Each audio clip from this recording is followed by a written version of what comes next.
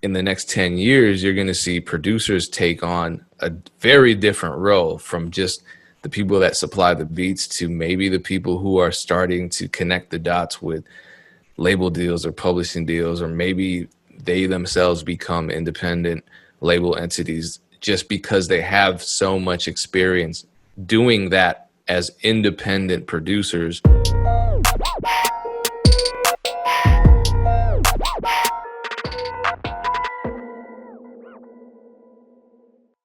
What's going down? It's DJ Payne One. This is the Music Entrepreneur Club. I'm joined by Dame Ritter. Actually, let me get my grammar correct.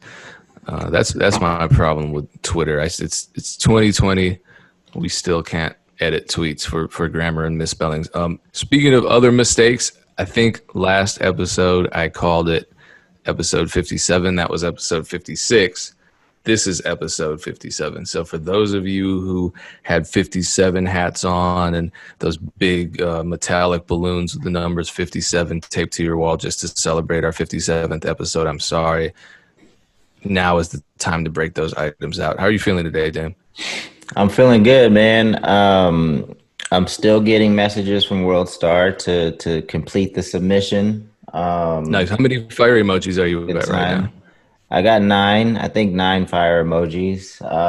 For those that don't know what the hell I'm talking about, last week we talked about pretty much a scam that Worldstar is running through Facebook Messenger, and they've created a bot that interacts with artists and tells them that they need to submit their music for a chance. At first it was 20,000 in promo. That's what I thought the back and forth was, but then it said you're a chance to get signed. To who, for what, I don't know. But, you know, it's just, and when I posted that, a lot of people said that, you know, other artists and other companies had a similar thing going. So maybe it was an idea that a marketing company sold to a number of artists and platforms saying, hey, you know, we can put this bot on Facebook Messenger on your verified page, and, you know, and maybe some people are actually reviewing music and some are just using it to scam artists. At the end of the day, I've never seen a single one of these bots be worth the $20 or the $40 that they're asking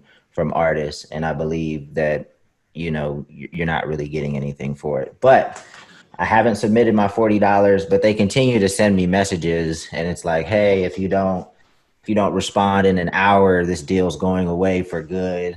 I hate people. I hate people. I hate people that do that. I hate marketers or people, you know, all these classes that are getting sold online. It's like, we only got 10 slots, knowing damn well they're going to go way past the 10 slots, or like, you only have 24 hours to get this deal, or it's never going to be available for again. And then it's available like next week, and just fall for this dumb bullshit. Like, it's crazy the way that they try to. Okay, so speaking of online classes and speaking of actual reputable ones, Beatstars Summit 2020 is going down August 5th through 7th, and it's completely free. I'm not going to tell you there's a deadline to RSVP. Obviously, the sooner the better. You can do that at beatstars.world/summit, beatstars.world/summit, or just log into your Beatstars panel, and you should see a flyer in the upper left-hand corner, or around the middle left-hand corner, actually. It's going to be amazing. It's not just for people to attend passively. It's live. You can interact. We'll be answering your questions live. And on top of it, interact with your peers in the chat room. I mean, when I go to conferences such as South by or A3C or whatever, I'm constantly networking with the people around me, because you're in a room or a complex or an entire section of town full of like-minded people. So take that critical mass of people seriously, because they're there for the same reason you are, and there is strength in numbers. So your network really will contribute to your success. Trust me, if I didn't have the network that I had and started growing 12 years ago, I wouldn't have the opportunities that I have today. And Beatstars is one of those opportunities, because I've been friends with Mike Trampy for about 12 years, and now he works for Beatstars. So here we are with our podcast being presented by Beatstars. So again, August 5th through 7th, it's totally free. RSVP at beatstars.world/summit. Sorry for cutting you off, Dame. I know you were talking about all these sense of urgency style marketing schemes, which apparently, here's the thing. So I know you said that a lot of artists are, apparently, this is what people are telling you via social media, using similar bots, using similar techniques. Clearly, when you see the same thing being duplicated by different companies or different individuals, that means at some point it worked. And I think about all the messages we get or comments or whatever, whenever we talk about this. I think we even got them when you posted a clip of last episode's conversation about the Worldstar bot, and people were saying there's no way people actually fall for that. Well, there were people in the comments saying they did that. They fell for it. There were at least 2 people that said that they sent money in. So, you know, it's working and bringing some money in, and, you know, it's unfortunate. Well, somebody said they submitted a blank track or something weird, and they still got some fire emojis back. So my thing is just look around. I mean, look at what happened on Twitter. For a while, I got locked out of my Twitter account. I thought I was blocked because I was getting too political or something, but I wasn't. Everyone with a verification badge on Twitter was blocked temporarily from tweeting because somebody hacked some very high-profile multi-billionaire celebrities and posted a BitWallet link saying, send us 1,000, we'll send you 2,000 back. That's the stupidest thing to fall for ever. Who gives somebody money who's already a billionaire in order to get money back? I mean, common sense should tell you not to do that, but they scam at least 60,000 people. That's what's $60,000 out of people. So if they can make $60,000 in a couple minutes from a hack that's so glaringly obviously a scam, I think a sophisticated bot on a verified artist or news media platforms, social media, can make a hell of a lot more than that, especially when no one's shutting it down. Yeah. Payne, have you ever been scammed by something online? Like I've lent people money that never gave it back. It's not necessarily a scam, and I've been stupid with my money, but I don't think I've ever I don't think I've ever just paid for something online and totally got scammed. I'm trying to think, but I don't have you ever fell for anything? Like even when you were like really young, did you ever fall for anything? Online scams back then weren't really what they are now, and I'm so cheap, it's really hard to scam me. But I'm trying to I almost got scammed by one of the earlier producer scams, which was some dude in New York, who I guess this is what always throws things off. When somebody who's, you know, they have a reputation of delivering something, some kind of product, some kind of service, and they've been around the game for a while, and they have a track record, but then they start kind of shifting over to the dark side, or sometimes they're doing something immoral at the same time as they're handling proper business. So then it really looks like you can't distinguish between the scam and the legitimate service. And that's what this guy was doing. I mean, this is a guy who helped some producers manage and I think get placements, and he told me that I needed to give him $400 a month and he would shop my beats around and this and that. And I was like, you got to be kidding me, man. And then, of course, you know, the first rule of the scammer handbook is if somebody is skeptical, you just shame them into telling them or into feeling that they're not serious. I was like, man, you're not even serious about the business. You need to leave me alone if you're not serious about this. I'm like, okay, cool. You know, 3 years later, I had a #1 record. So kiss my ass. But it almost happened. The one time that I did actually pay money, it was like a group situation where we paid a few $100s. This was before I had much experience. I was just a teenager trying to, you know, do my thing in a rap group as the producer and DJ. And we won second place. So I was sad about that because they didn't give you a damn thing for second place. But the people who won first place were supposed to get flown somewhere. I don't know where it was put on by a company called like YBG or something, and they never got anything from it. Those people just fell off the face of the earth. And I remember we were there, and I was like, "Oh, this is so crazy," because the judges, like, we had Boys in the Hood were there, like Jody Breeze was there. I got pictures with them. Like, yeah, this has to be legitimate. Nah. So, yeah, that hurt a little because we didn't have that much money back then. So taking the $300 hit was that could have been our, our first run of CD duplication. So, oh well, lesson learned.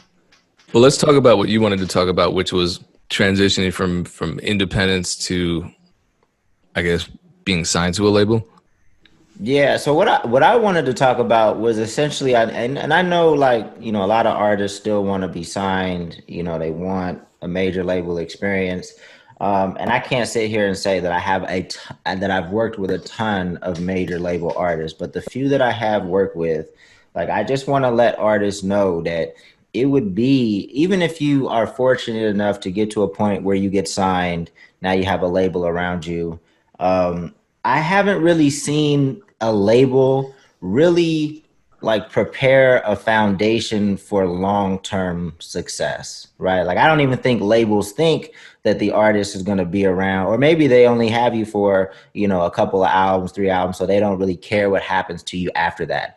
But I think even if you get signed, you need to take an independent mindset into that, right? Like, and what I mean by that, a large part of it is data collection, right? Like, because a lot of these artists, like, they don't have email lists, they don't have phone number lists. So when they are no longer with that label, they don't really have a proper foundation to continue momentum. But if you put focus on that and you knew the importance of that going into a label situation, and you can direct resources to acquiring data, when you leave that situation, you'll be in a much better place. I'm working on a project right now, and this artist has been in the game for decades, and it's like, you don't have an email list.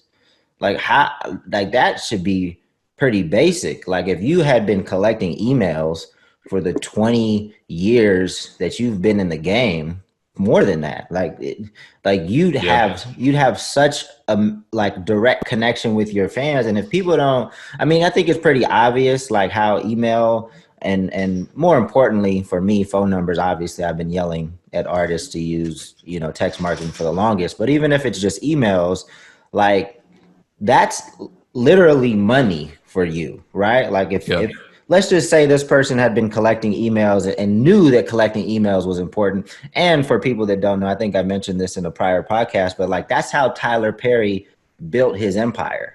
That's is an email list. Like, he knew the importance of gathering emails at all his plays online. Like, he knew the importance of that and having that direct connection with his cult fan base. So even if you think his stuff sucks, which a lot of his stuff is pretty low budget, when you look at it, it's like, how does this stuff work? Like, he has a direct connection with his fans, and he's built a loyal following, and, like, that's how he's done it.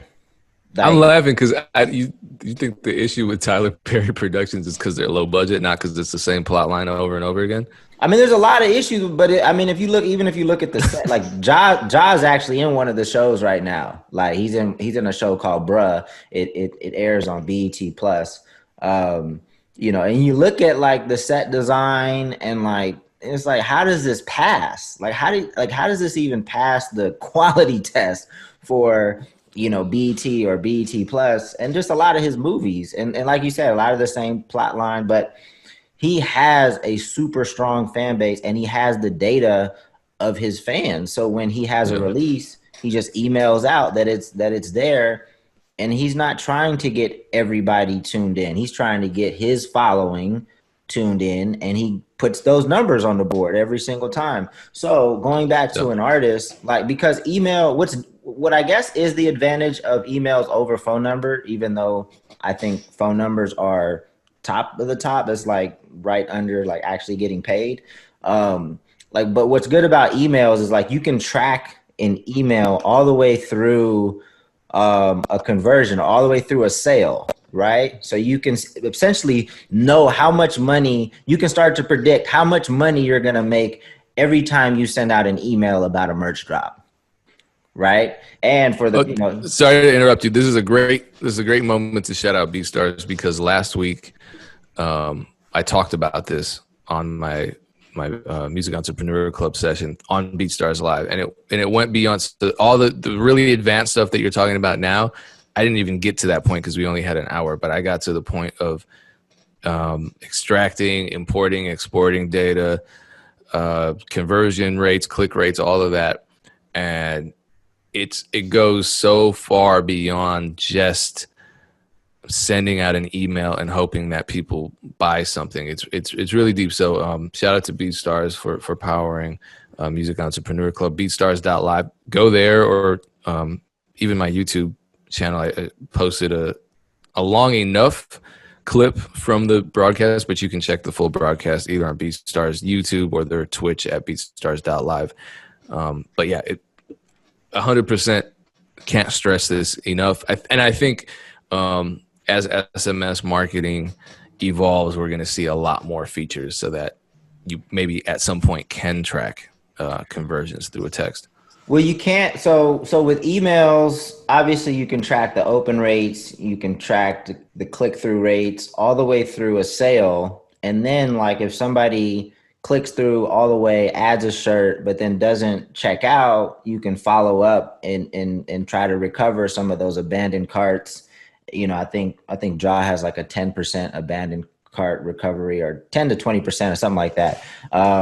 But basically we know, we can kind of estimate, and obviously it's going to change depending on the quality of the merch drop or the appeal of the actual merch itself. But over time you can kind of say, okay, when I send an email out, I typically make $2,000. Like, so it's literally money, right? So for artists to go through a major label system for decades and not even have an email list, that is crazy to me, because they have all the tools and resources to gather millions of emails. Like imagine if you had millions of emails of your fans, or you know, millions of phone numbers to just get direct to your fans. I mean, you'd still be on social media, because you know, social media is essentially free marketing, but it's like, you know, it's literally money.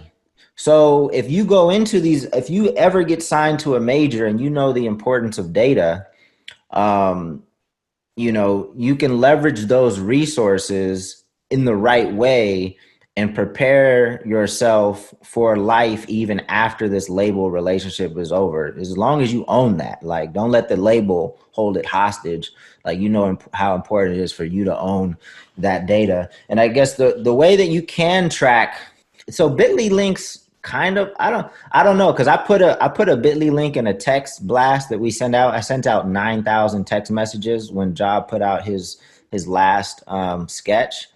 I don't think it showed on Bitly that some of them were being open, but I don't think it tracks them all. So it's not perfect yet. So hopefully it evolves so where we can track text messages to open, and you know, just the same way we can with emails. But what you can do with a text blast is, like, if you have a particular like discount code that you only shoot out via text marketing, so every time that discount code is used, you know, they had to get it through the text marketing. You can kind of track, you know, you can kind of track that. So you can get a little smarter about it, but it's not as trackable as an email yet.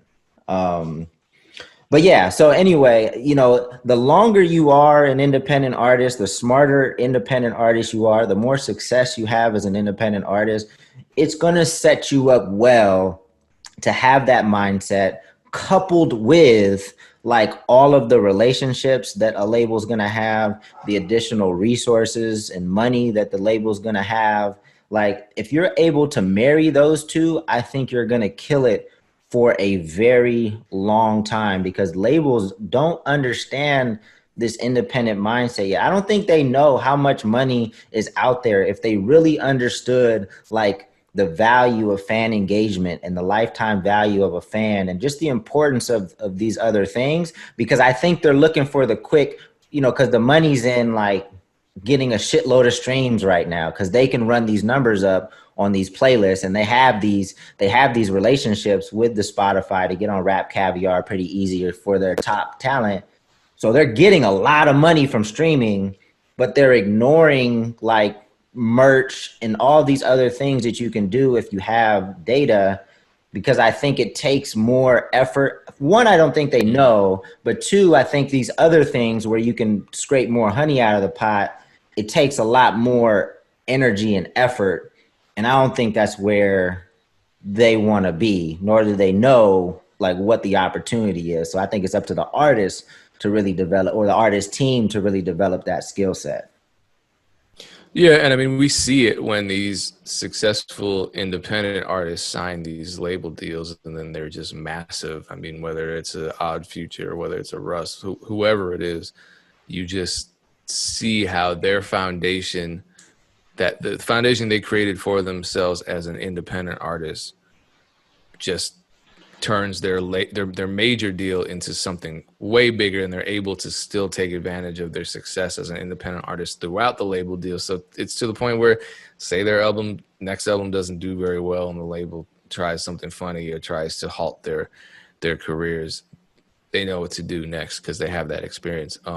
The thing is, producers nowadays are learning all of this. They're learning about email marketing. They're learning about fan engagement. They're learning about customer service, customer retention. They're learning about content creation. All of the things that all artists, all recording artists should know about, producers are learning. And I think it's going to be really interested, or I'm going to be interested to see how this plays out in the next 10 years, because I think in the next 10 years, you're going to see producers take on a very different role, from just the people that supply the beats to maybe the people who are starting to connect the dots with label deals or publishing deals, or maybe they themselves become independent label entities just because they have so much experience doing that as independent producers, creating careers for themselves out of nothing. Because when you create a career for yourself out of nothing, you have to learn everything. And we are, as producers, we're learning everything. Right. Yeah, man. I think I've always said, no matter if and I'm not some people assume I'm like a major label hater, but I'm not against signing to a deal. Like for some artists, it makes a lot of sense. For others, it doesn't. But I think indie or major, the same rules should apply, or the same mind. You should have the same mindset. Like it's the same things that are gonna make you successful and give you long-term success. So that's interesting, because we just got called industry plants in a YouTube comment. So I think people think we love majors. I mean, I try to stick up for them sometimes. There's a lot of shit I don't agree with. But sometimes when people say dumb stuff like, "Oh, major is just a bank," because those are things that people hear and they like to parrot, and it's like, it's not just a bank. Like let's be honest, let's have a truthful conversation. They provide more than just money. If you're an artist and you got $1 million deal from a record label, or you can get $1 million deal from some sports star who wants to get into the music industry, like I'd probably opt for the major label. Like they're not gonna, sure, the money's great, but majors know what they're doing. They have a global presence. They have relationships like crazy. And if you're a high priority, again, if you're a high priority, like, you can definitely get signed to a label, be a low priority, and have a terrible experience. No, please don't sign to an NBA player or an NFL player. Please just do it for yourself. Trust me. Right. So yeah, I'm not in the camp of a major is just a bank. I mean, they can be, and I think even if you say that, I think that even the value of having that bank, because you don't have another bank that you can go to and get your next project financed. Like Wells Fargo's not going to do that for you. Right. Chase is not going to give you a loan for a mixtape.